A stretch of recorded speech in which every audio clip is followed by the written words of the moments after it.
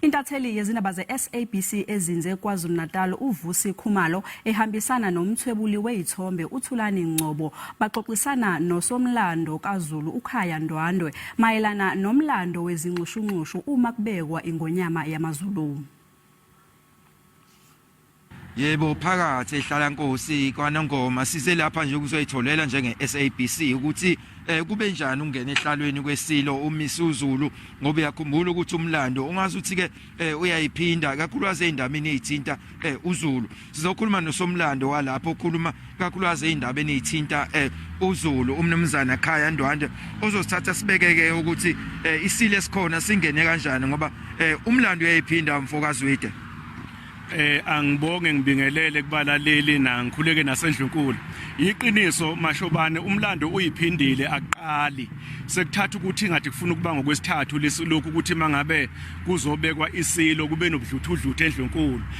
iSilo sebuzileyo kwaba nalenkinga ukuthi umntwana wasencangiphilile sekufudumela isihlala kwabe kusabalula ukuthi afuna ukuqhela esihlalweni kanti ubaba weSilo naye kwaba nabobunqushu ngalenkathi kufanele kumenyezelwe yena kwamenyezela omunye okuyikhona okwenza indlunkulu yehlukana phakathi kuliqiniso ukuthi umlando uyiphindile ungathi kuthanda ukuba yinto engemnandi lena masibona indlunkulu yehlukana phakathi yodwa kodwa nje ke sibonga ukuthi ke inkantolo ikhulumile inkantolo yanquma ukuthi njengamanje iyavumelana nesiko ukuthi lona iyena ozoba iSilo samaZulu. Isiko ke lamaZulu linendlela yalo alifani nelomunye umuntu nokubekwa kobukhosi ngokulokhu yena eyinkosana yesihlalo.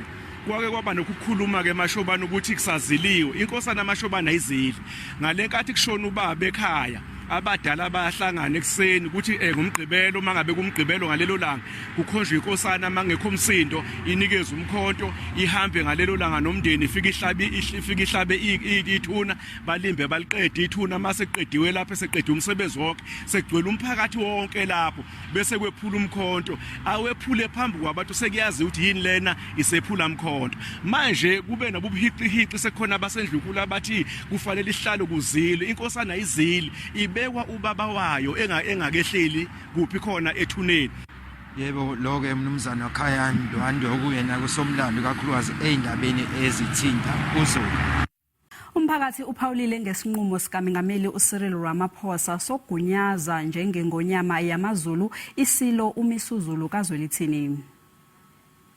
Sikuthokozela kakhulu okwenza uMengameli ngoba besivele sikulindele thina ngoba siyalazi iqiniso ukuthi iqiniso likuphi besiyilandele Ngonyama ngoba sazi ukuthi iyiye ezogcina vele ingonyama umlando uyazisho isiko liyazisho cishe obese kungenzeka emva kwalokho bese ngabe kuphambana nje nesiko mhlambe ke njengamanje asikhuleke engonyameni esilweni esikhona sithokoze kakhulu kundunankulu wesizwe undunankulu kaZulu umntwana waphinda angene umsebenzi awusebenzile namakhosi asendlunkulu umsebenzi wokumela iqiniso umntwana ulivikela isiko uvikela umlando ubuvikela ubukhosi